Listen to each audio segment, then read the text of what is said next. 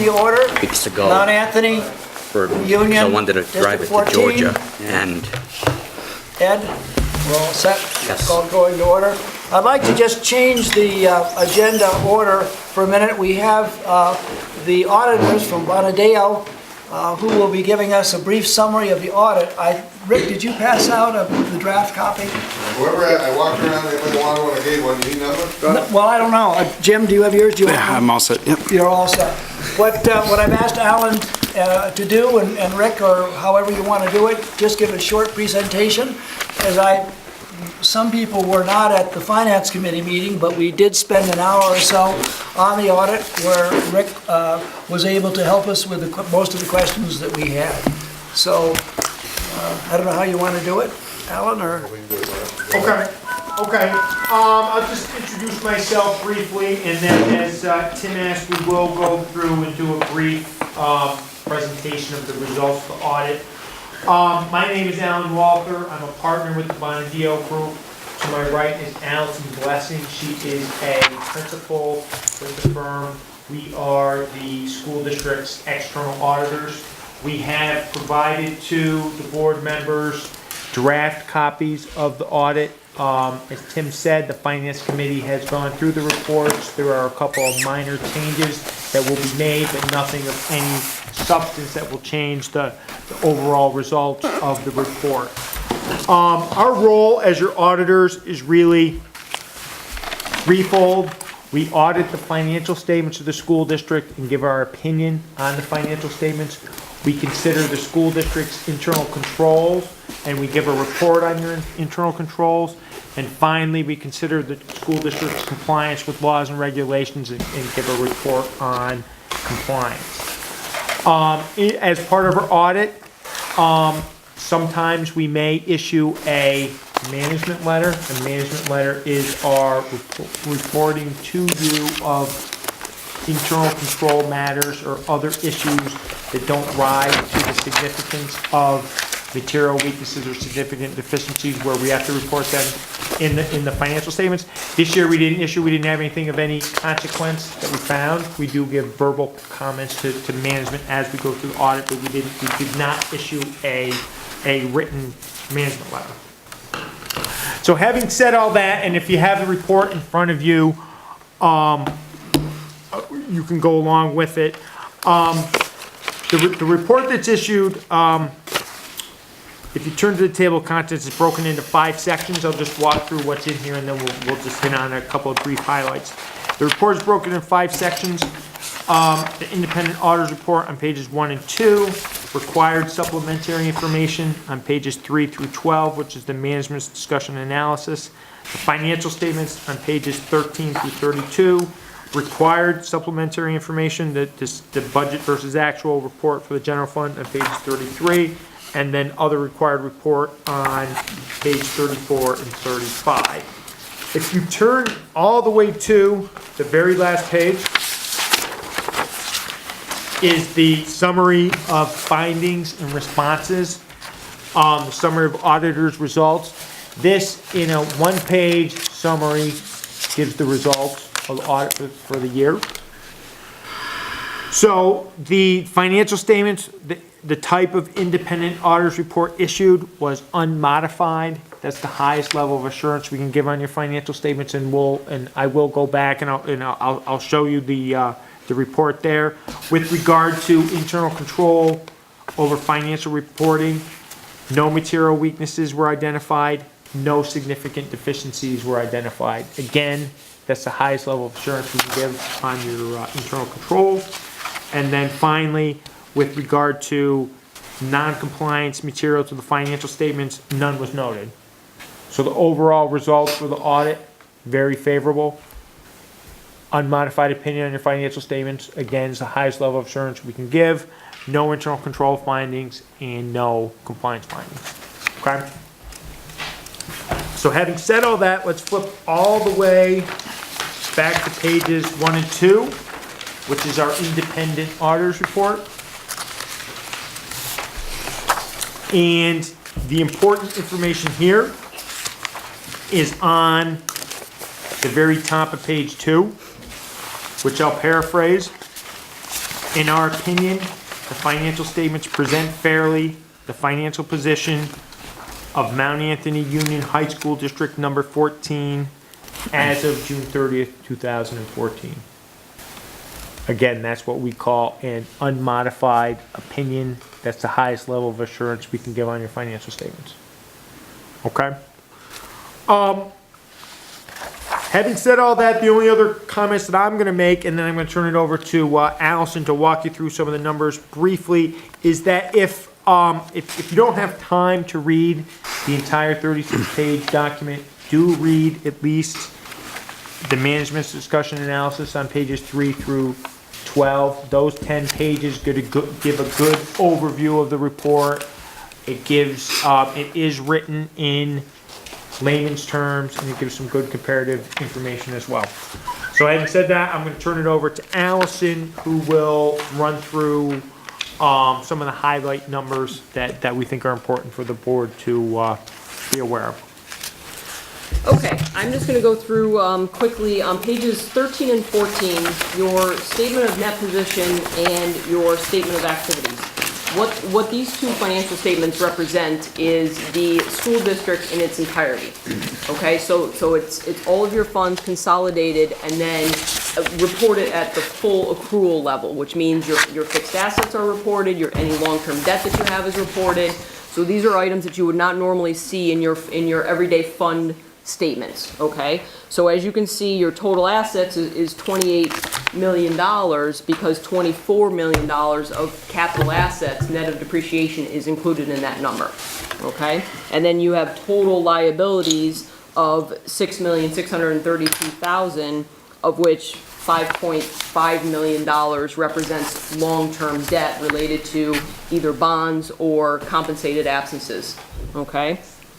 And the difference between those two is your total net position, which is $21,500,000 or $500,000, which is broken out into the three categories you see: your net investment in your capital assets, restricted net position, and unrestricted net position. And your restricted net position ties to your restricted fund balance that you will then see in your fund financial statements.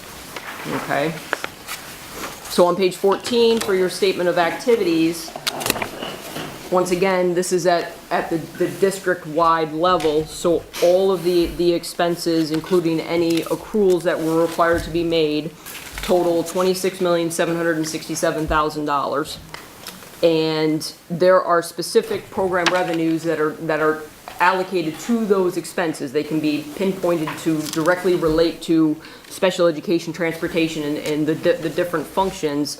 So you have a net expense of $23,350,000 all the way over on the right-hand side.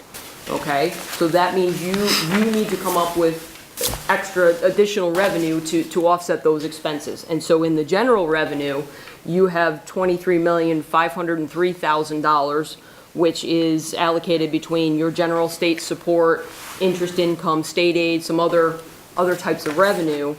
So at the end of June 30, 2014, you actually increased your net position by $153,000.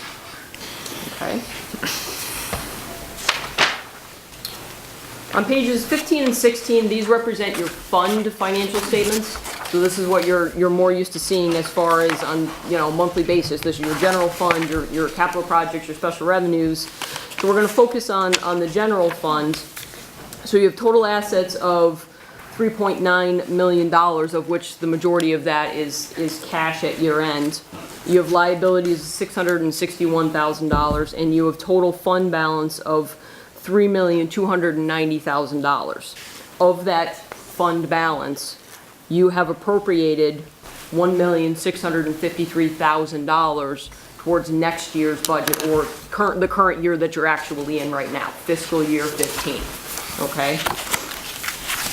And what is represented in the $455,000 in your capital projects column is with respect to the different reserves that you have, which is your repair and renovation reserve and your reserve for your debt service. And then on page 16, what this represents is your statement of revenues and expenditures for those three funds. And we'll talk in a minute, we'll talk about the general fund where you can see it more budget to actual comparison, okay? But as you can see, your change in fund balance, you actually increased your general fund balance by $249,000 for the year ended June 30, 2014. Okay, that's third line down from the bottom. Okay. On pages 18 through 32, these represent your footnotes to your financial statements. So footnote 1 is your summary of your accounting policies and things like that. So I'm not going to go through all of them in great detail. There hasn't been a lot of changes over the past couple of years, but there are a couple pages that I do want to bring to your attention, and that's pages 31 and 32. On page 31, footnote number 11 is your accounting pronouncements issued, not yet implemented. Okay, so what this means is the Governmental Accounting Standards Board has issued different accounting pronouncements that sometime in the future the district is going to have to implement. Okay, so the 3 that happen to be included here are actually, they will be required to be implemented for the year ending June 30, 2015, if they are applicable. Okay, so the one that actually will be applicable and will impact your financial statements for June 30, 2015, as we know of right now, is the very first paragraph, which is GASB statement number 68. And really what it's going to require is some additional footnote disclosures with respect to the district's piece of the state retirement system. Whether it be a liability or whether it be an asset, you will actually have another number on your district-wide financial statements. So your statement of net position and your statement of net activities, that consolidated level will have another number now impacted come June 30, 2015, okay? Can I just Yeah, absolutely. clarify, correct me if I'm wrong. But once that happens, if you go back to, what was that, page 13? Page 13. Where you had, Yeah.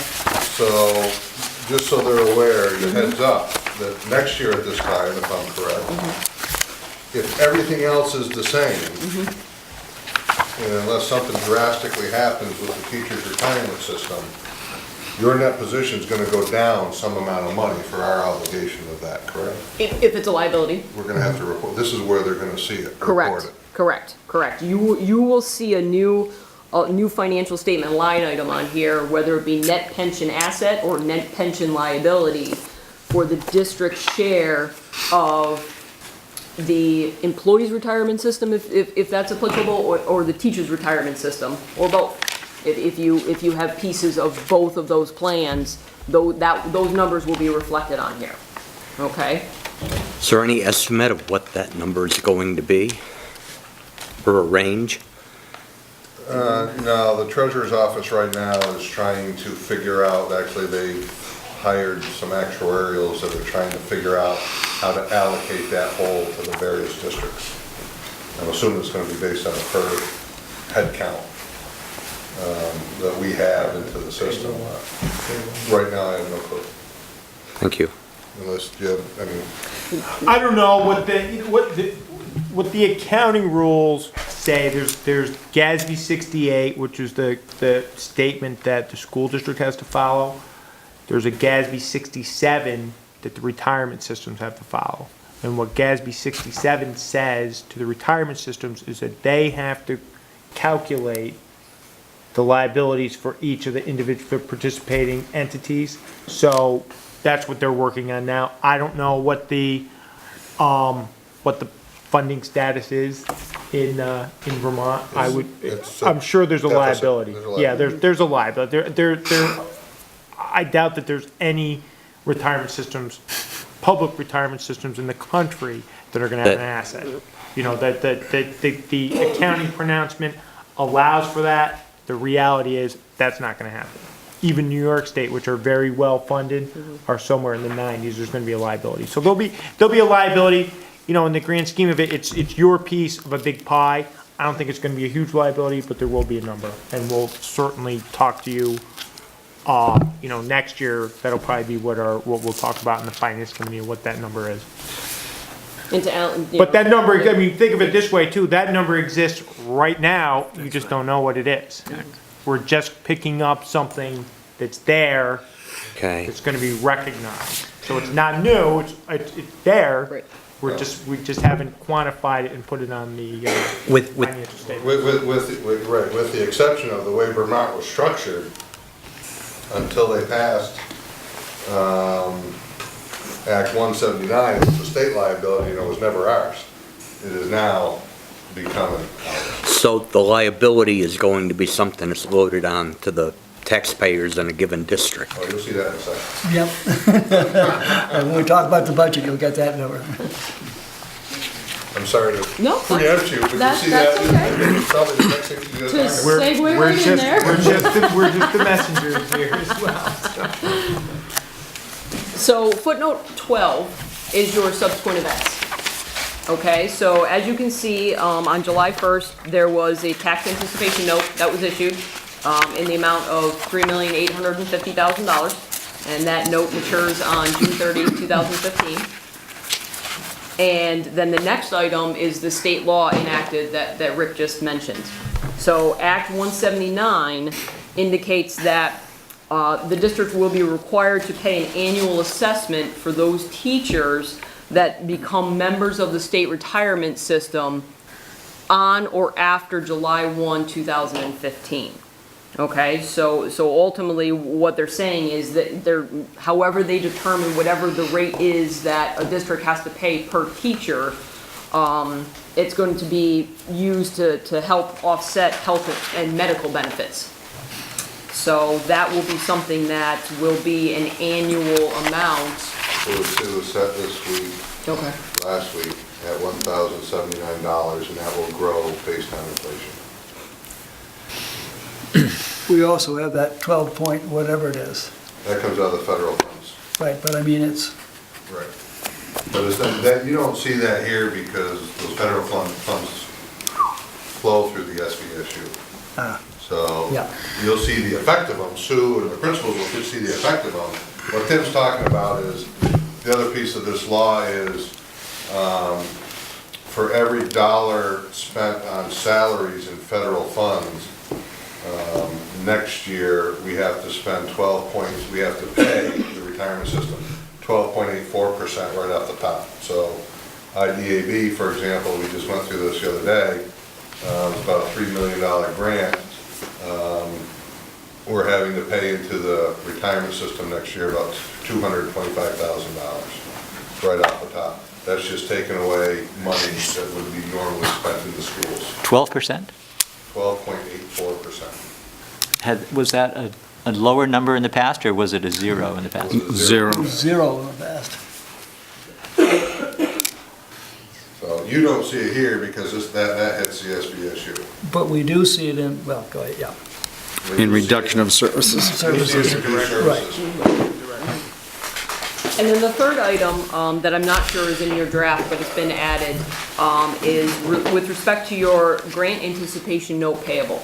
Okay, you received money in the fiscal year 15, and so if you look back at your fund financial statements, you'll see a $117,000 liability out there in your capital projects fund. That has been paid off in September of 2014. Okay, so that, you'll see that as an additional disclosure in your final copies of the financial statements as a subsequent event, okay? And we were able to pay that off because we got a subsequent event of the issuance of the grant, the final IOU that the state owed us for that payment. I forget what that is off the top of my About head. $165,000, I believe. Okay. The last page I'm going to talk about quickly is page 33. This is where your general fund, your statement of revenues and expenditures, general fund specific is your budget to actual comparison, okay? So if we focus on the final budget column and the actual columns, you'll see that you budgeted total revenue of $26,265,000. The actual revenue recognized was $26,841,000 for a favorable variance of $575,000. Then with respect to your expenditures, your final budget was $27,651,000. Your actual was $26,591,000 for a favorable variance of $1,060,000. Okay, so if you look at the change in fund balance line, you actually budgeted to expend $1,386,000 of fund balance, but you actually were able to increase your fund balance by $249,000. Okay, so that was an overall positive or favorable variance of $1.6 million. Okay, from what you budgeted to where you ultimately ended up. One thing that might be interesting if also maybe you could just go over on page 3 some of the highlights. I mean, where did that money come from, particularly in those areas where we had significant either Right. increase or decrease? And just Right, very right, briefly, so that people would, Exactly. Where you're going to find the explanations of those variances is actually on page 10 of your MD&A. So if you look at page 10, some of your under halfway down where it talks about general fund budgetary highlights, revenue, for example, your state aid was your biggest favorable variance for your revenues. And that was related to unanticipated extraordinary special education reimbursements for a particular situation that occurred in the fiscal year 2014. Okay, so that was an unbudgeted, unexpected amount that you were able to receive. With respect to your expenditures, your administrative expenditures had a favorable variance because you didn't have to expend any of the contingency that's in the budget, okay? You know, with respect to your instruction expenditures, there was, you know, lower than anticipated expenditures with respect to substitutes and some of those types of costs, in addition to a credit for some tech center tuition that you had paid, but you were credited back for. Okay, so that's the type of, you know, as Alan mentioned before, if you only had 10 minutes to read this packet, focus on these 10 pages, because that's all the information that you're going to find in here is explanations of variances and comparisons year to year, things of that nature, so. very good. Does anybody have any particular question? Yes, Dave? Yeah, back on page 33.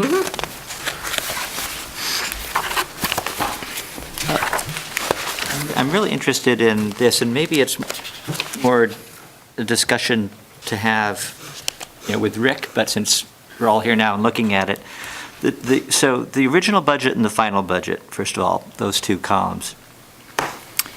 And I think that the number that goes before voters, correct me if I'm wrong, is the total expenditures. That's basically what voters are asked to approve. And then the other key number is the top line, the general state support grant, which we look at and use to estimate, when we're going through the budgeting process, the tax rate. And Rick feeds that into his formulas and comes back with the tax rate. So I guess my question is, when we went to the town meeting, when we put the budget together in preparation for the town meeting, I'm assuming it was the original budget number that we were Correct. Still looking at. And then somewhere between then and the end of the year, or between the start of the school year, the picture changed dramatically in the state aid, and we were just talking about that. So what is the timing on that? And then in the final budget also, the expense under expenditures, the individual accounts are all quite a bit different. Is that because during the year the board approves a transfer? We do that fairly routinely? Okay, all right. So then back to my question on state aid, and when does that happen, that final budget number? The main piece of that difference between general state support and the state aid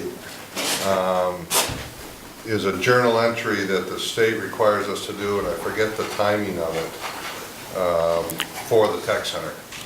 Because you have to pay what's called on behalf of tech center payments. You have to raise the taxes for the tech center. So we have to raise them in the general state support grant. they don't want us reporting them there. So they give us that journal entry to move the money from general state to state aid to pay on behalf of the tech center. Okay. So that happens every year? Happens every year. Okay. I forget the timing. It's clearly not at budget time. It's, actually, it probably is happening right about now for this fiscal year. Good, okay, so then the extraordinary special ed reimbursement is not anything to do with the original and the final budget, it's the actual... Right, and as most of you probably know, I conservatively budget the SPED reimbursement because they'll tell us that we're going to get between 50 and 56%. And typically at 50, 52, somewhere in that area. But what drove this was we had more students that qualified for the 90% reimbursement over the $50,000 cost that came to light far after the budget was developed. Okay, right. As you know, we get 90% of everything after the first $50,000. We're reimbursed for that. And of course, you've got to incur those expenses before they'll Right, you don't know what they're whatever going to be comes at in the start of the year. Just, thank you. My other question was about on the topic of control, internal control. You've been auditing the district for how many years? I'm going to say it's, I've kind of lost track, but it's probably close to 20. Has it been that long? Yeah. Okay. So have we don't have any deficiencies, significant deficiencies this year, have we ever? Oh, yeah. Oh, yeah, absolutely. So we've instituted changes, made changes on your recommendations and, yeah. Yeah, it's relatively uncommon that we don't at least issue a management letter. Right. But certainly in, the distant past, there were significant issues that have been reported.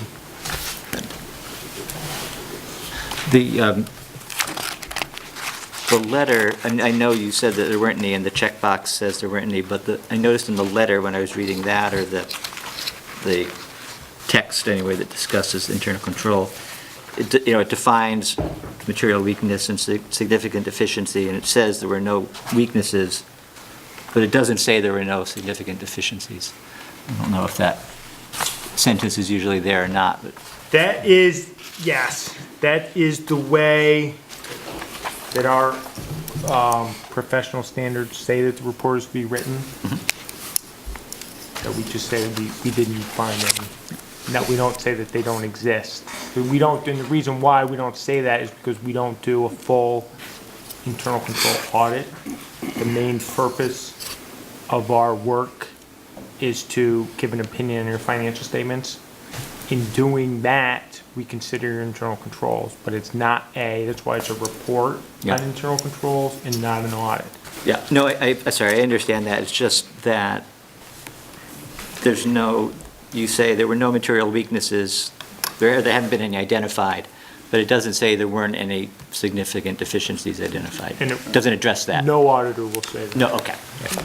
Ed, did you have something? One last question, going back to page 32, under item 12, a second statement, it says, an annual assessment for those teachers who become members of the State Teachers Retirement State of Vermont on or after July 1, 2015. Does that mean new teachers? Yes. Okay. Are there any other comments? Yeah, so in theory, as your staff rolls over the next 35 years or whatever, however long it takes the new hires for this year to retire, you will eventually be paying that on and that will grow by inflation. You'll be paying that on every teacher. Once again, this is a draft, and the things that were mentioned will be included in the final one, but I would like a motion to accept the draft version of the audit. So moved. Do I have a second? Second. Any further discussion? All those in favor, signify by saying aye. Aye. Very good, thank you both very much. Thank you. Very Thank you nice very and much. clear, Thank you. as always. I'd like to move on up to public comments at this time. I'd like to say a few words about public comments. I was concerned at the end of last meeting when we had public comments, and it really it's my responsibility for letting it possibly go a little too far, and I can assure you that it won't happen again. But public comments are not a place for individuals to be criticized, even named. Public comments are for our general information. If there is a general concern that does not involve an individual or a teacher, student, administrator, anybody, those issues should be directed to the appropriate person and then moved up the line through the principal and finally with the superintendent, and then they would be dealt with. They are not to be dealt with in terms of public comments, and I certainly will adhere to that. Public comments really are an opportunity for the public to express general concerns or to make comments on things that are happening within the school system. I've talked with Leon, and we've got 3 different policies that cover the general attitudes that should prevail in any public meeting. And I recommended that he go back to the committee and see if he can pull those 3 together. There are many issues that you could really look at as being contradictory in those 3 different policies, and also some things are not covered.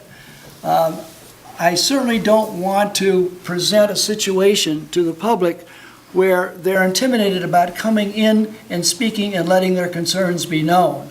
I am concerned that those people that have concerns follow the proper procedure and that we don't say things that can be harmful to people on the outside. So, with that said, Leon and I have talked a little bit about this, and he's going to follow on through. But I'd like to open now for any public comments.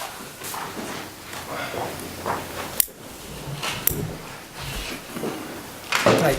Hi, I'm Pete Lynn from Shasbury. I was here last month. Yep. On a complaint, with my concerns with the athletic department and double standards and. Right, but we're not going to go over all that again. Well, you folks said something, somebody's gonna look into it and stuff, I'm just. Yeah, I did get back to you, didn't I, by phone? The night after? Yes, and talked to you, and I gathered that you'd also spoken with the superintendent? Before, yes. Yes.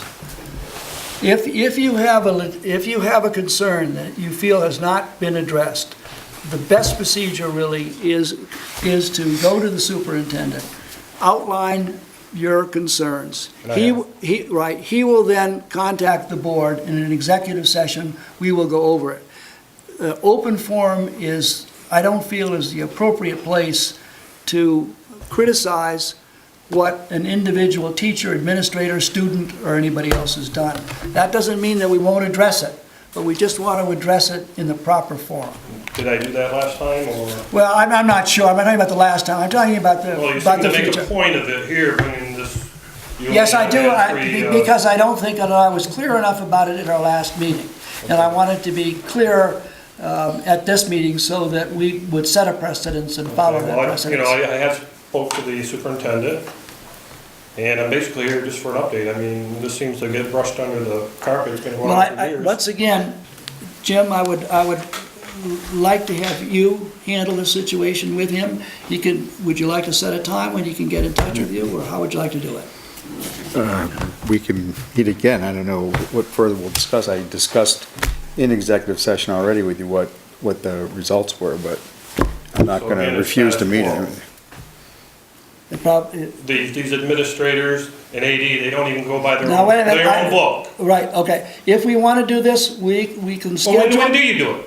I've been to the superintendent. Let me finish. I've asked to come here, I don't know how many times. Right. Let me tell you what we will do. If you want, and the superintendent feels that your concerns warrant it, we'll have an executive. Well, I don't care if the superintendent Well, thinks just it warrants wait a it. minute, If I think it warrants it, it should go. Something should happen.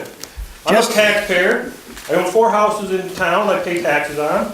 If I have a concern, I think it should be addressed. Peter, you can contact me and we can meet I mean, again. this is a month since last time. I haven't heard one thing. You called me the night after. Right. I did call you the night after and let you know what my discussion with the superintendent had been at that time. And as far as I knew, that that the end of the issue. If you want, if you get a hold of the superintendent, we will schedule an executive session at his recommendation and go over this again with you if you'd like. But I'd like to end that now. I mean, Thank you. Thank you very much. Well, it almost seems like I get the feeling like there's something I'm missing here. There's nothing you're missing, and if you want, How am I, I can only go by how my 2 kids were treated, Yeah. and it's wrong.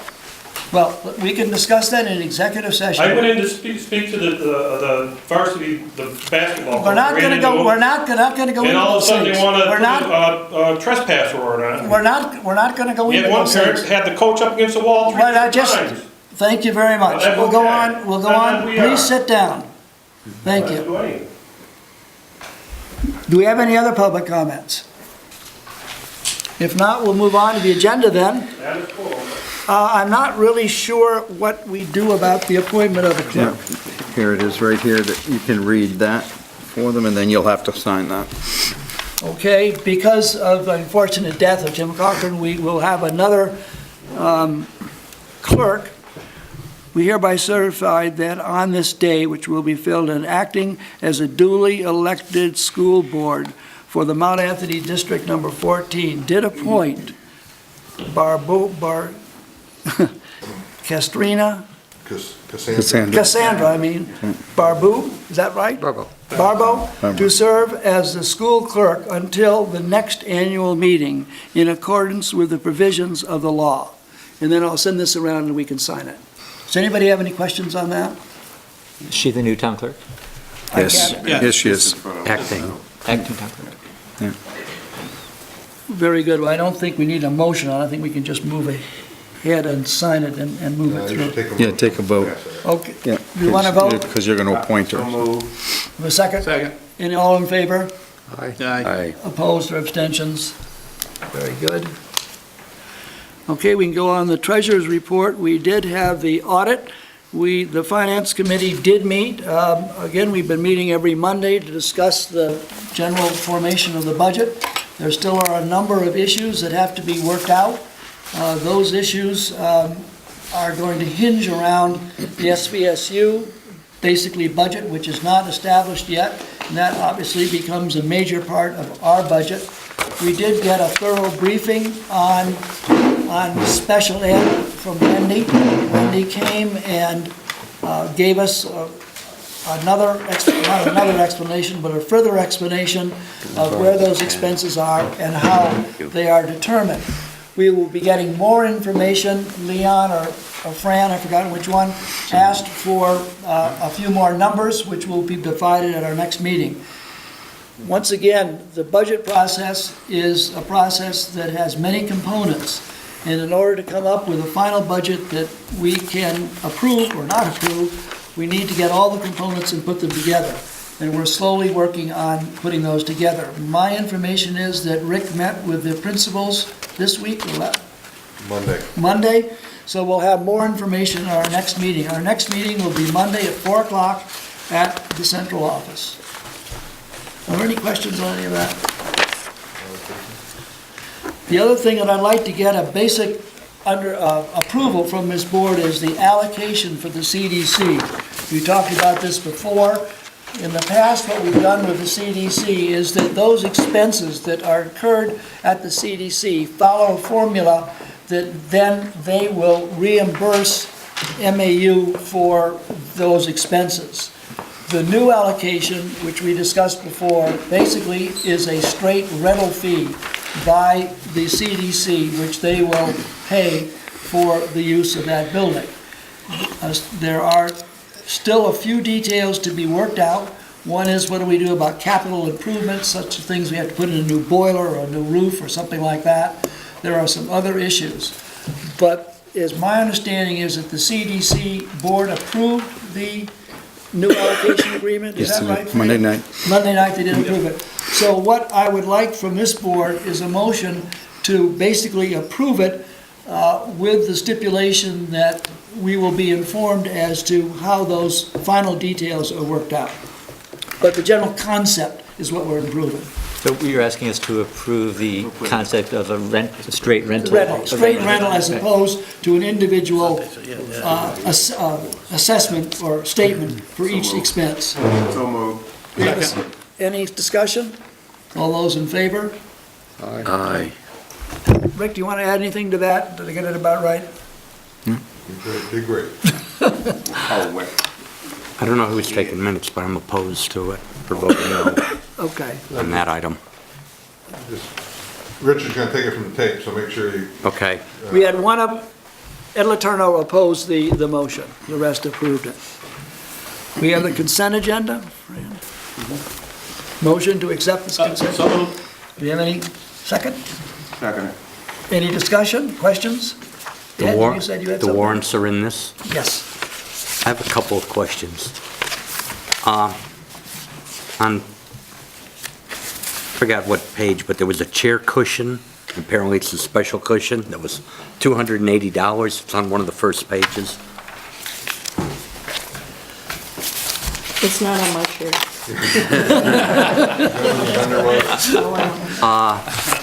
No, and I can't bring up the warrants on this computer. I wonder if it was a special education. It may have been. I mean, that's what it sounds like for that kind. But I don't know. Okay, I didn't think of special ed. I'll let that one go. There's a, on page 13, there's a Comcast modem rental of $138. Is that something we're paying every month? I believe so, yeah.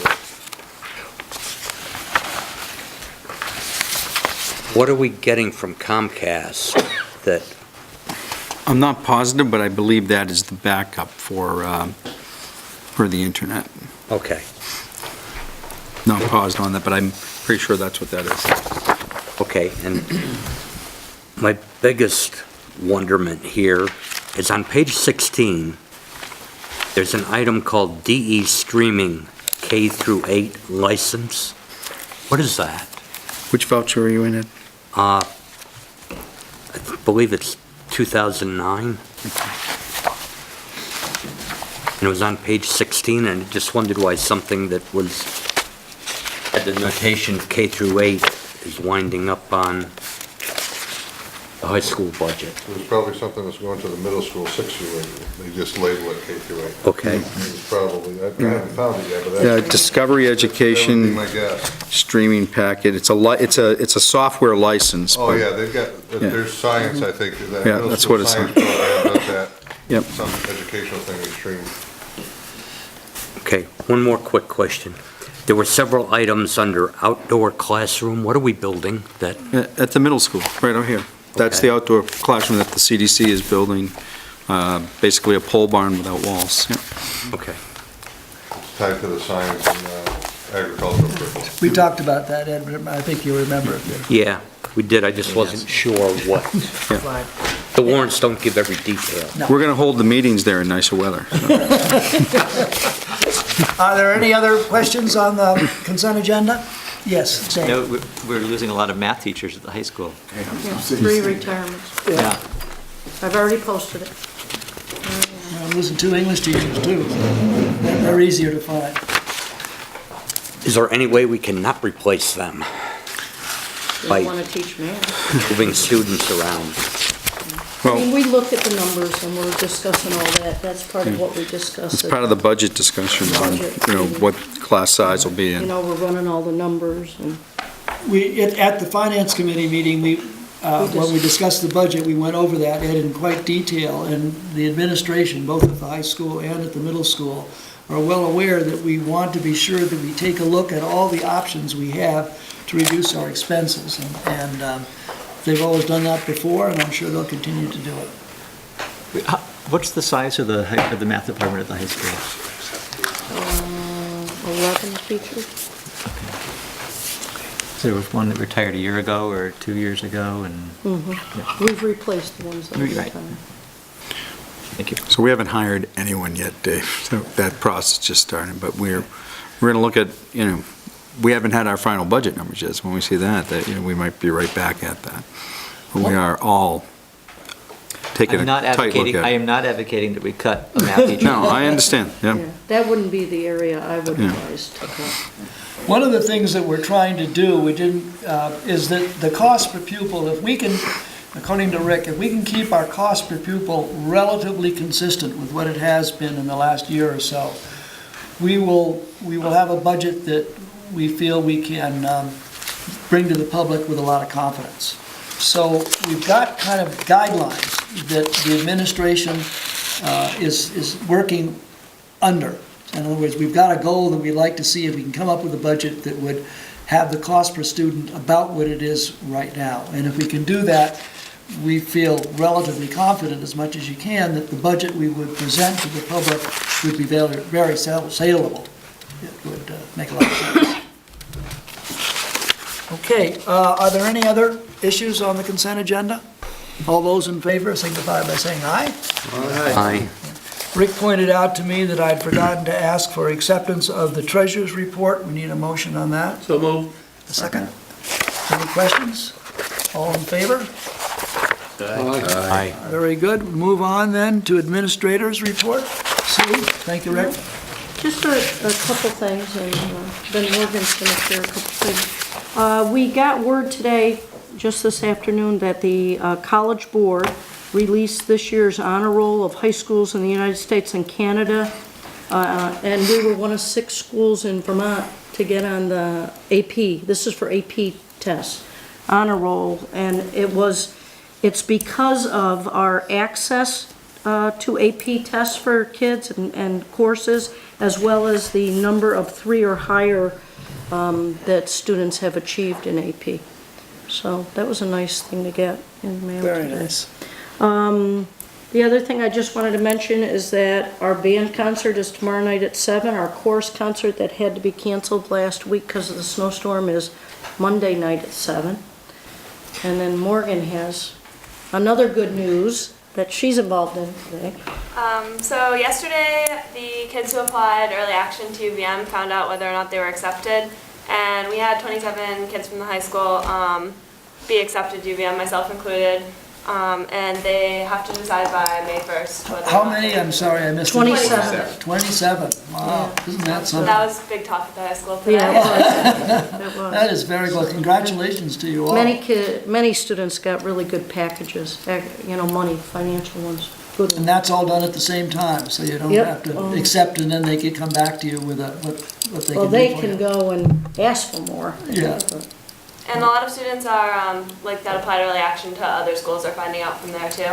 And then some students are applying regular decision, so they're finishing up those applications. And Well, that's good. I know Sue's always sometime along in the spring, she gives us a list of where people are going. It's always fun to see that. Yeah. I had one other thing that I happened to, well, Dave was there, he can speak to it better than I can. The museum gave a party or a banquet that had the celebration of trees or something, I forgot what the name of it is. Festival of Trees. Festival of Trees. There must have been 200, 300 people there. The food was pretty good, and it was served by kids from the Interact Club. kids from the high school. Yeah. And they did a an excellent service job. They were organization. pleasant and talkative, and it was nice to see them. I went up to one of them and said, "Well, where are you from?" Because I didn't recognize it. "Oh, I'm from the high school."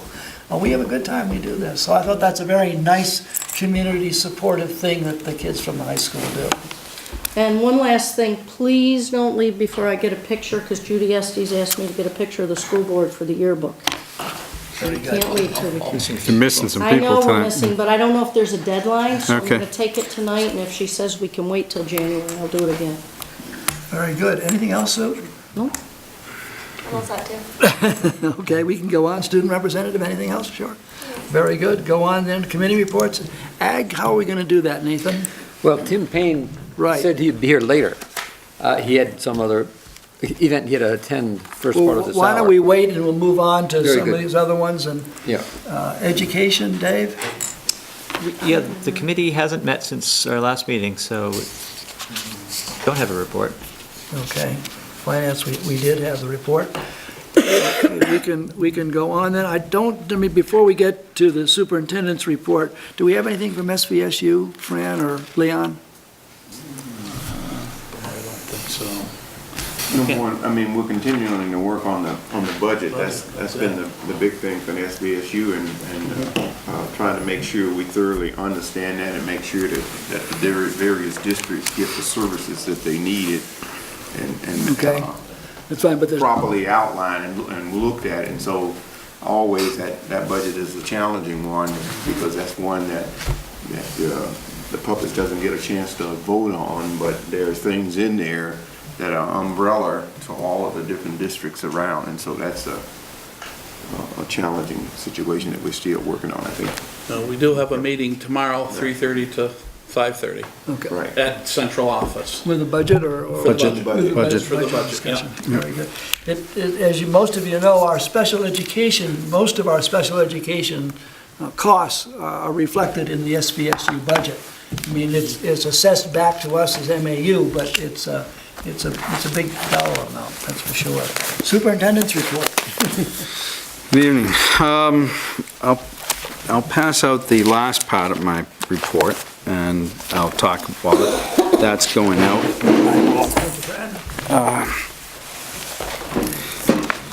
So, while that's going on, I'll talk about a couple of things. Negotiations, we've had 3 negotiating sessions with the Teachers Association to date, and all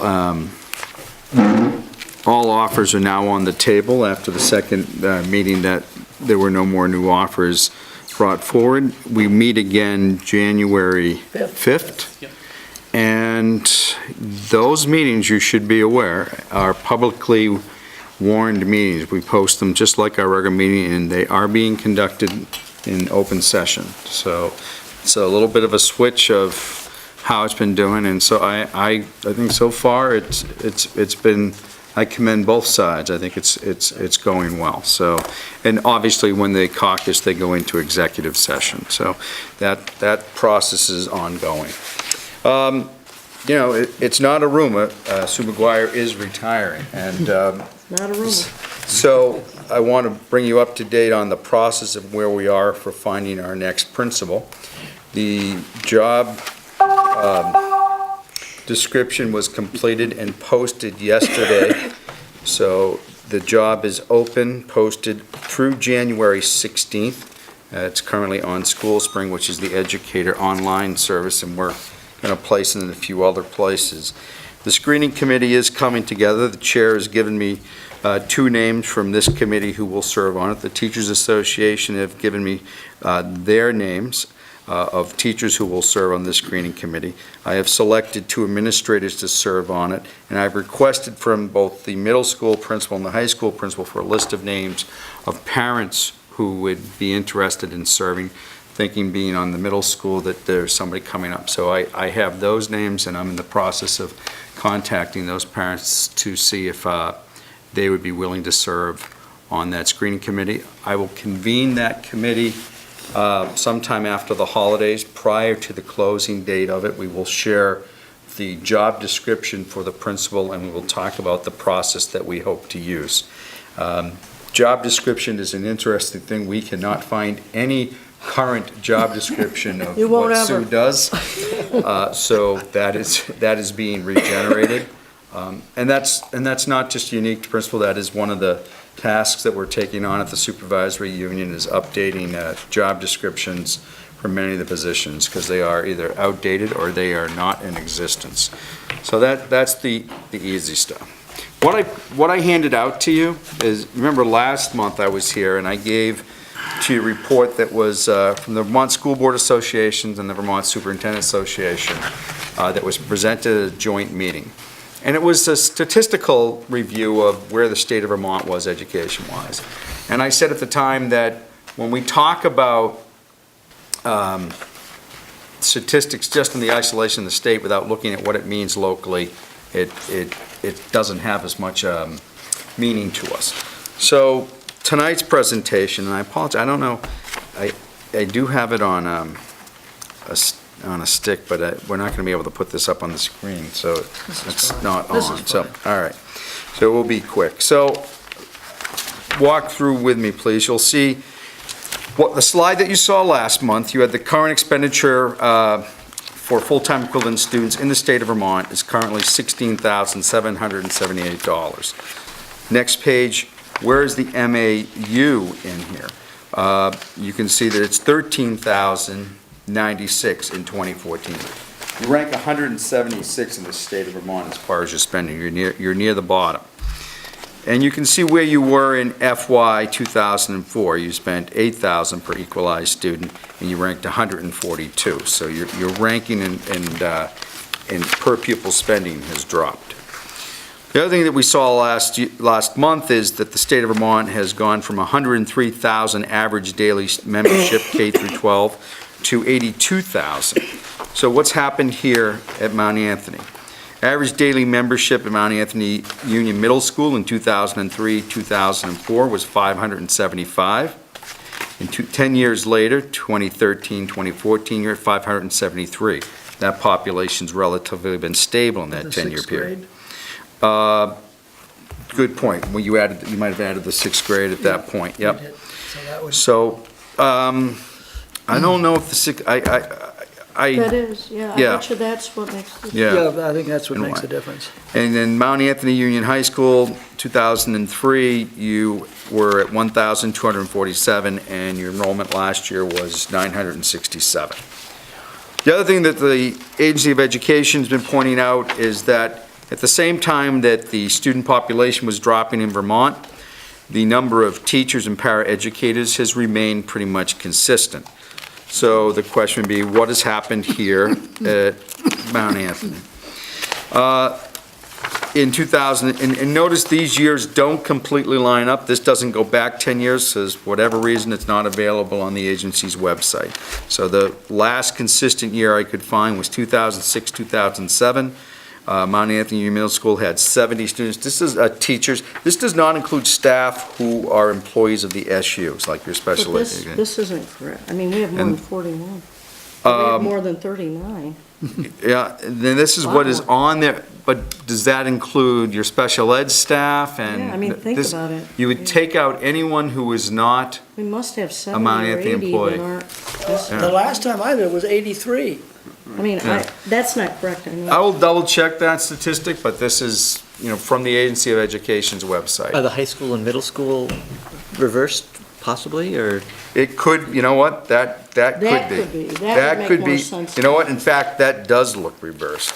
I And bet you that's what it is. Yep, and I think the paraeducators might be reversed also. So I'll get back to you on that one, because. The middle school certainly would have had more teachers with the addition of the sixth grade than it did. Yeah, that doesn't make sense. Yeah, there's always the possibility of something's lost in the translation from my handwritten notes to where this got typed and then actually put onto a screen, so. And the FTE paraeducators isn't, because those, you're counting ones that aren't S4. Do not count special ed there. Educators. So student-teacher ratio, that's the other thing that, the Agency of Education's been pointing out, that as student numbers are dropping in Vermont and teacher numbers have stayed consistent, Vermont has the lowest student-teacher ratio in the country, 9.9. So what is it here? It's not that. In 2006-07, Mount Anthony Middle School had 13.41. In 13-14, it's actually gone up, 14.6.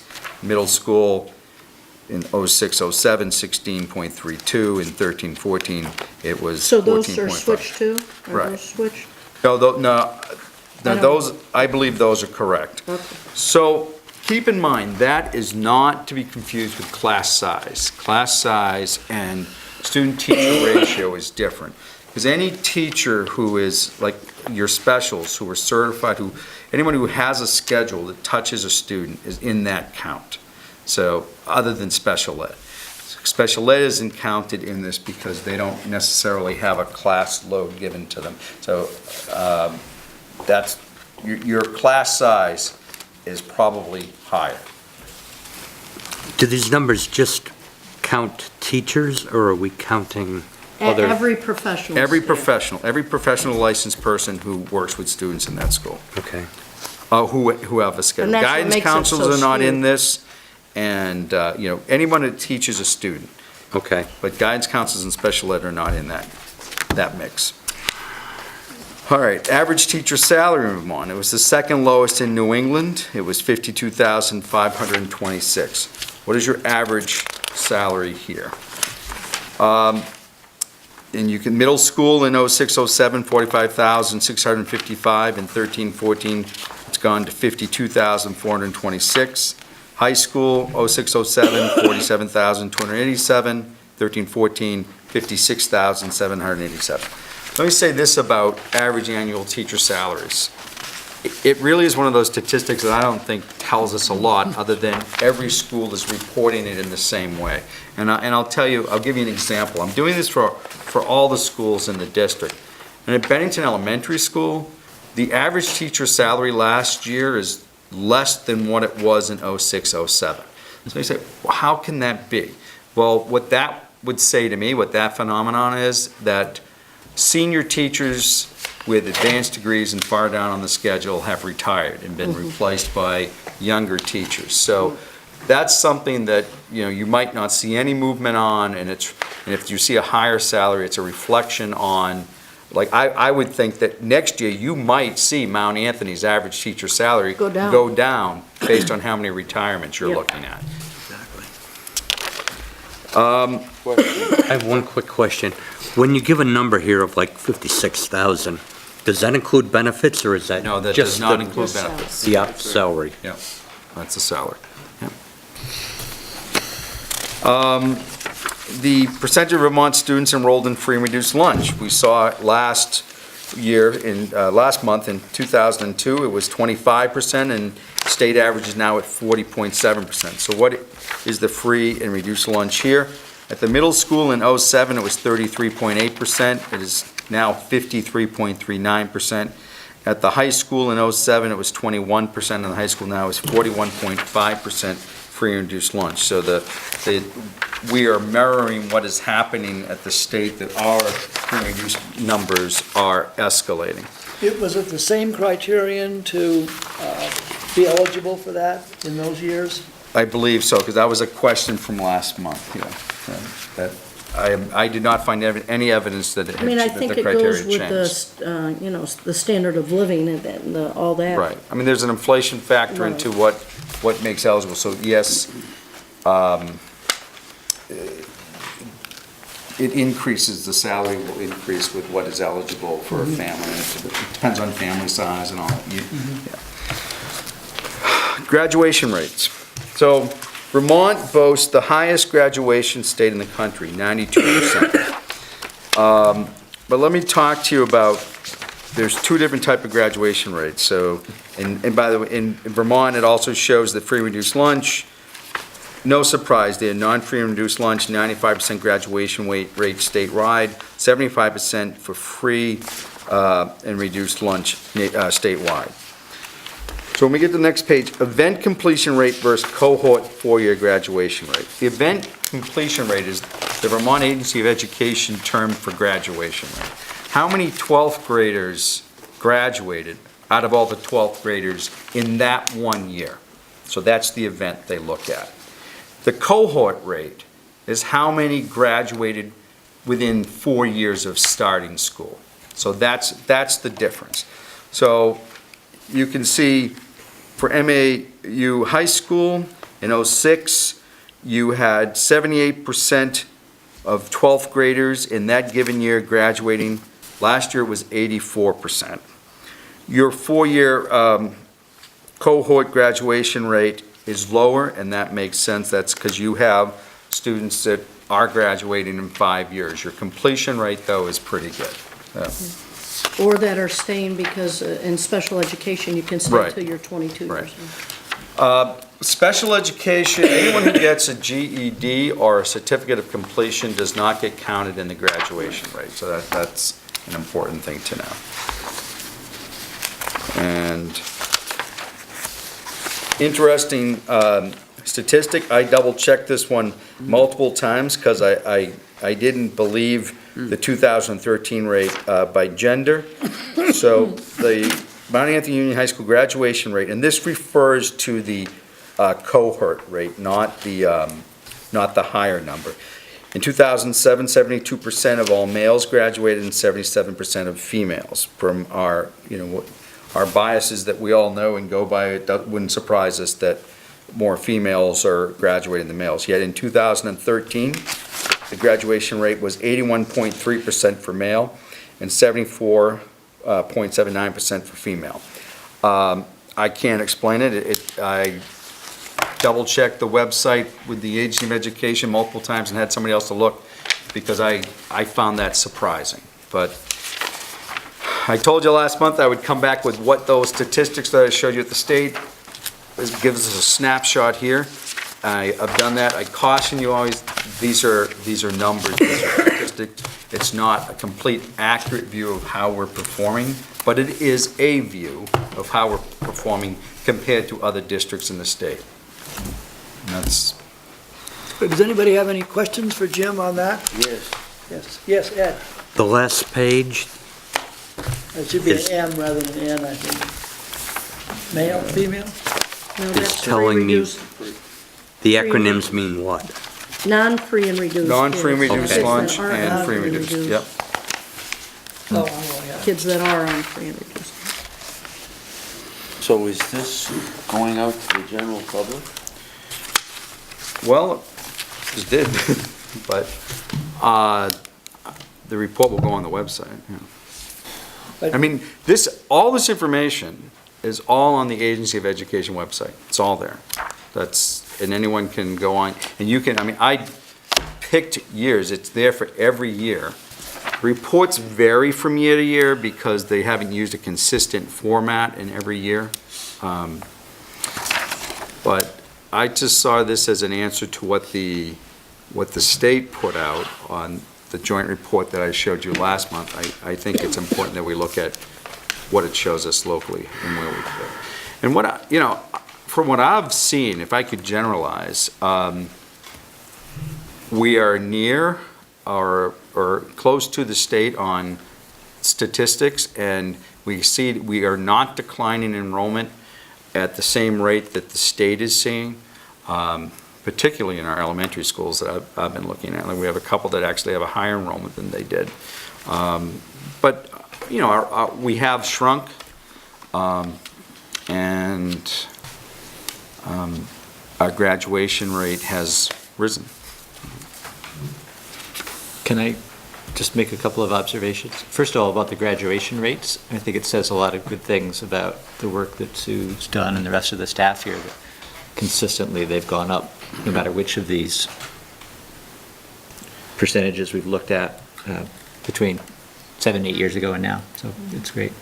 But also, Jim, just to your point about the information's available on the agency's website, it is, but pulling it together as you did, obviously takes some work and showing it this way, so thank you for doing that.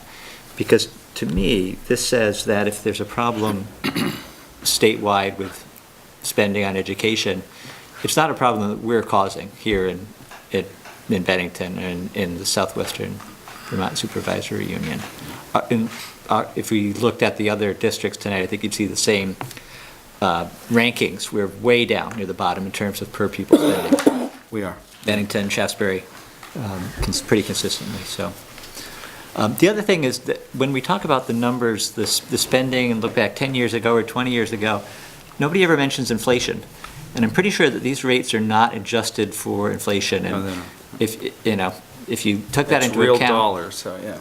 if you took that into account, it wouldn't seem quite as extreme, I think. And if you backed out the special ed spending that wasn't there 20 years ago, who knows what it would look like. Yeah, and you also have the technology factor in there too. We've spent a pile of money on technology, rightly so, but, that wasn't there as much as it is now. I think for what you're accomplishing here, your per pupil spending is exceptionally low.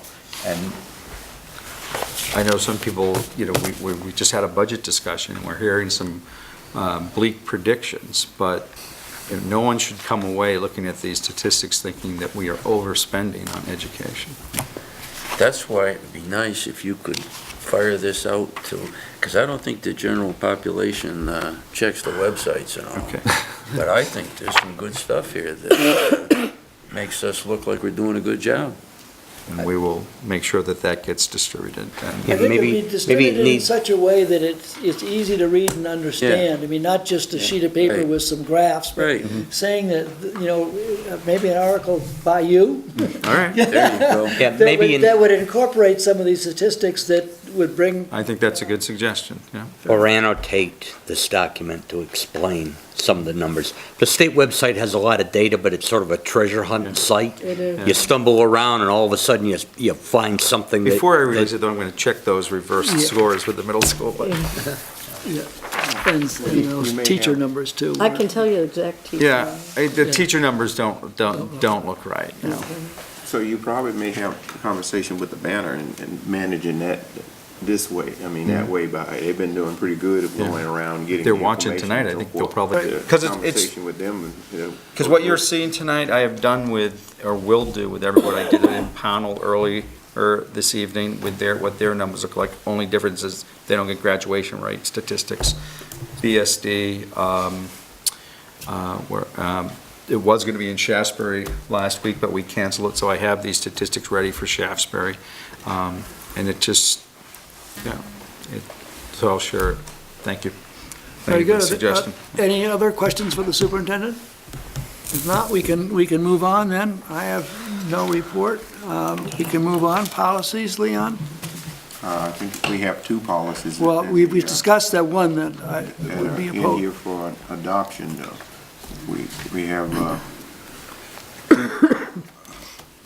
let's see, appointment of administrators other than the superintendent, policy number 4020 is up for adoption at Mount Anthony. I'll move to adopt. A second? Second? All, any, excuse me, any discussion? All in favor? Aye.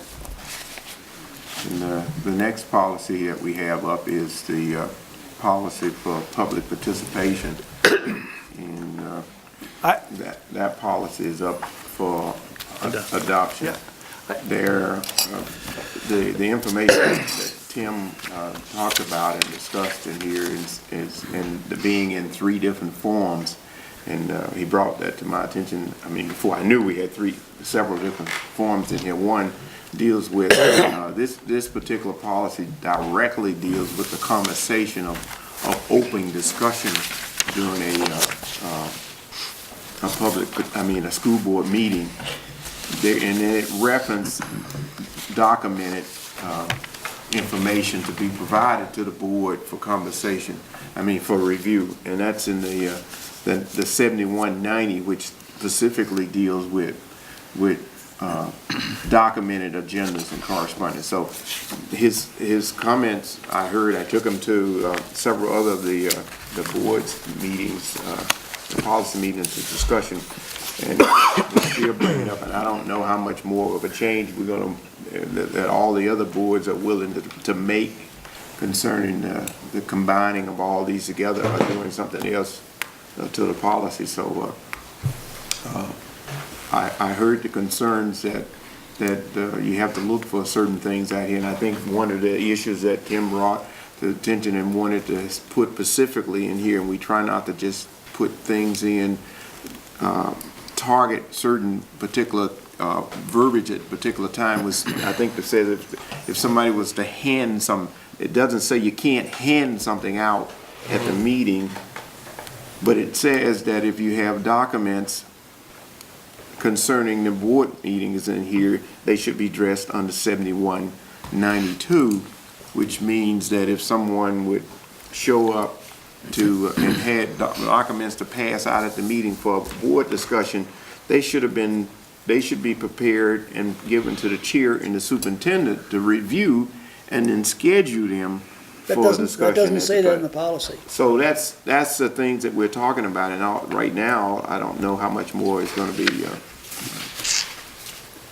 changed, but this is what you wanted. This is what the policy is about, so. And different, I'm not gonna go over it, but I did read them quite carefully. There's some contradictions between the 3 different policies in terms of, whether it isn't addressed really after public comments, whether people can address issues that are on the agenda during the regular meeting. I think that's something that should be addressed. Personally, and I think that it would be helpful to have a policy that covered public comments at board meetings, rather than having three that are hard to pull together and get rid of the contradictions. But that's just me. Leon, can you refresh our memory? This policy is a revision to, this particular one that we're looking at here is a revision to an existing policy? No, new? we didn't have one. This is brand new? This is brand new, that's been going around, and in terms of the policy format, it's been about a year or so. We started trying to produce a policy that dealt with public participation. We had policy number 7192 was in place to talk about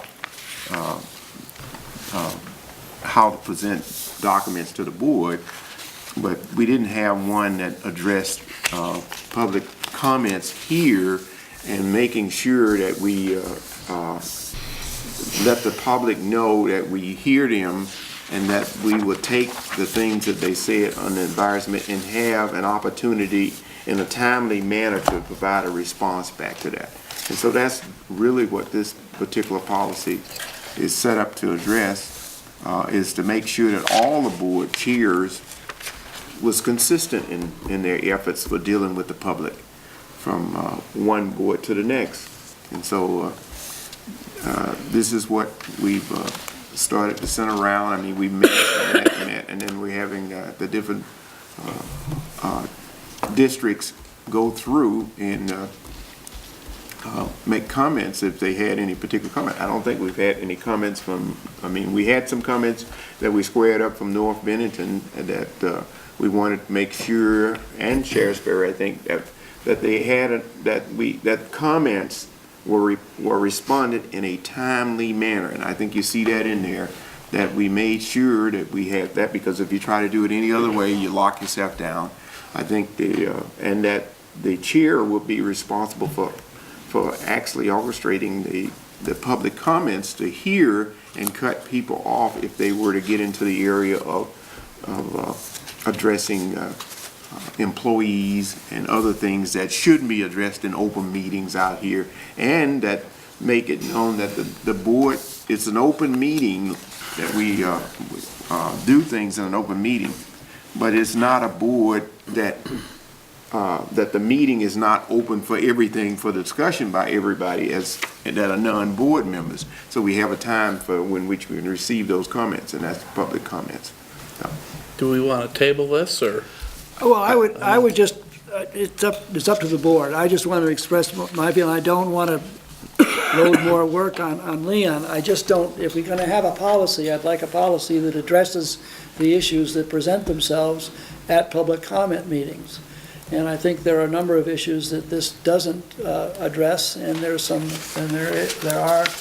some contradictions between the three policies. Two of the policies were done almost 10 years ago, and this one has just been reduced. Can I make a suggestion? We table this and have, Well, to table it, I think we need to get it, I don't, you, the chair of Sheriffsbury, and you're the chair of SBSU right now, temporary. Yeah. And what we ask is everybody read these things, and you can document some specifically things that you said and send it back to the task force meeting. And I got Tim's concerns, and I took them back to part of the board members at this meeting here. And so to table it is not helping at all, because what we're hearing here is the only place that we're coming up and saying, I think I want to have it written such that I don't want to say you can't have a piece of paper out. Well, if all the board chairs saw that way, and we want to spell it out in a manner that we can say that and do that, we'll be more than happy to try to do those things. Those are the kind of comments that he had, that I brought back to say, this is what we wanted to have some concerns about, Anthony, and whether any other board members or either any other policy member had concern with those particular things. And so we have a whole rail, and right now it hadn't been any others. And so we don't, we hear everything, but if you want to hold up a policy like we did the background check for 10 years, we can do that. And so a policy can be changed at any point in time, but I'm saying here, we're moving along, and right now, this is the only one that we've had things that say that we think we want to hold up the policy, because I think it's gone through Pownell, it's gone through Shasberry, and it's up for several more, but then we'll be more than happy to bring it back. We have a meeting on January the 5th. We'll be talking about this again. We always will be talking about it, but whether the committee decides to make any additional changes at that particular time is a different story. Tim, Yeah. I'm going to move that we accept the policy. Let's have a vote. I already voted in favor for the Shasberry meeting, so it would be inconsistent for me to vote otherwise now. Recognizing that it's not perfect, but that the policy committee has put a lot of work into it, then let's go back and approach it from the idea of maybe we need to consolidate into 3 policies, but. I think we need to grasp the concept that a policy is a living document and will always be potentially changed, but you gotta start somewhere. So if you vote this and adopt it, you can always bring those changes that Tim is concerned about back to the policy committee, but right now, you don't have a policy, and I do think you need one. So you making that a motion? Yeah. Okay, I'll second it. Okay, any further discussion? All those in favor? Aye. Opposed? Okay. That was to adopt the policy. We had one of those, well, Yeah. and then, okay, go ahead. And those issues that aren't covered in the policy is just the discretion of the board chair, how he wants to deal with it. Right. If somebody wants to come and pass something out, he's gonna be allowed to, because it's not covered in the policy. Okay, let's see. Next meeting, I guess I'm not we're sure all the way that down there. passed. Next meeting would be the 21st didn't. of January. Yep.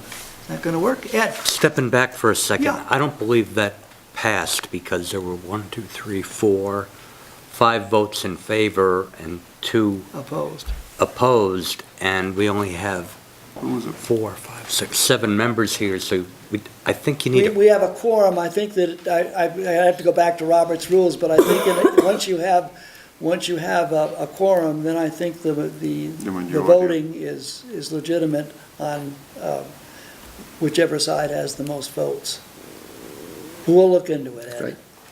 And under Robert's rules, yes, but the state on votes, I believe, has a different rule that deviates from Robert's rules, and don't quote me on it because I Okay, well, can't. maybe you could, at our next meeting, you could inform us on it. So How what about was I that? think you need a quorum of the board.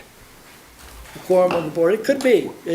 I should know that, and I don't. I don't know it either. Would you like to Yes, I'll take the research it. responsibility of researching that?